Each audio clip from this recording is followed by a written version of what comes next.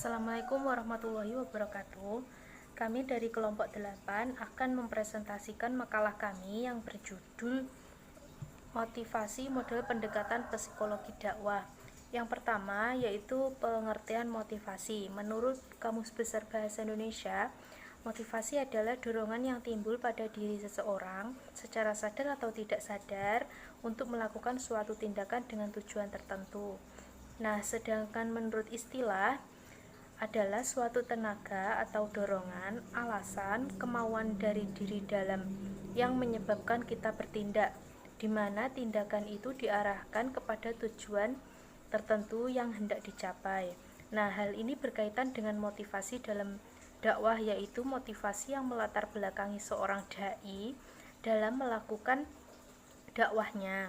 Nah, dengan tujuan untuk mengajak manusia dengan cara bijaksana dan jalan yang benar sesuai dengan perintah Allah Subhanahu wa taala serta untuk kemaslahatan dan kebahagiaan dunia dan akhirat.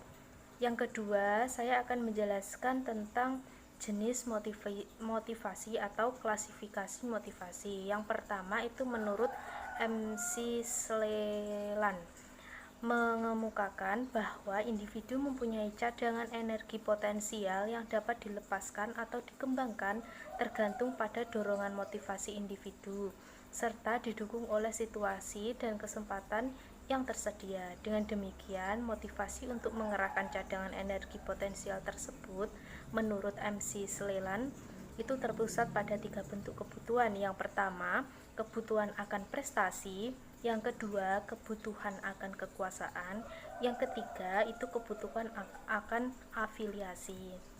Selanjutnya, yang kedua, itu menurut Woodward dan Marquis, itu terdapat 3 macam. Yang pertama, kebutuhan organik seperti makan, minum, dan lain-lain. Yang kedua, itu motivasi darurat. Yang ketiga, itu motivasi objektif.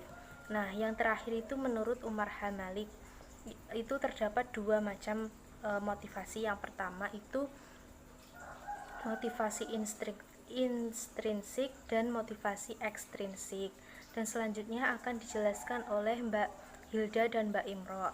Terima kasih. Wassalamualaikum warahmatullahi wabarakatuh. Assalamualaikum warahmatullahi wabarakatuh.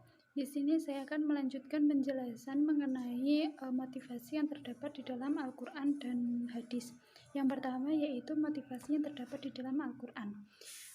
Yang pertama, ayat yang menjelaskan tentang motivasi yaitu Quran Surat Al-Imran ayat 133, di mana dalam surat Al-Imran ini menjelaskan bahwa manusia haruslah senantiasa bertaubat dan minta ampunan kepada Allah agar dia mendapatkan surganya. Dan yang kedua yaitu dalam surat At-Taubah ayat 40, di mana di sana dijelaskan bahwa kita haruslah patuh terhadap perintah Allah, dan Allah memerintahkan kepada kita bahwa kita haruslah hidup yakin kepada dunia dan akhirat kita dengan balasan yaitu yang nantinya adalah surganya Allah. Dan yang ketiga yaitu pada Quran Surat Al-Jumu'ah ayat 10, di mana dalam Quran Surat Al-Jumu'ah ini dijelaskan bahwa menyeimbangkan antara ibadah dan kegiatan muamalah serta mencari rezeki dengan cara yang halal. Nah, selanjutnya yaitu dari Quran Surat Al-Mujadalah ayat 11, di mana dalam Quran Surat Al-Mujadalah ini dijelaskan bahwa perintah kita untuk menuntut ilmu dan yang nantinya kita akan dinaikkan derajatnya oleh Allah karena orang yang berilmu. Selanjutnya yaitu penjelasan dari hadis yang pertama yaitu hadis dari riwayat Bukhari, di mana di sana dijelaskan bahwa kita sebagai manusia haruslah memiliki motivasi yang sangat besar pada diri kita sendiri dan kita haruslah berbuat ikhlas. Yang terakhir yaitu hadis dari riwayat Muslim.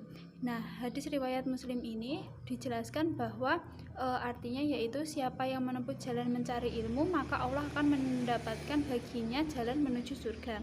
Dan barang siapa yang berilmu, pastinya Allah akan menjanjikan surga kepadanya. Sekian dari saya. Wassalamualaikum warahmatullahi wabarakatuh. Baik, yang selanjutnya yaitu teknik motivasi dalam Al-Quran dan hadis.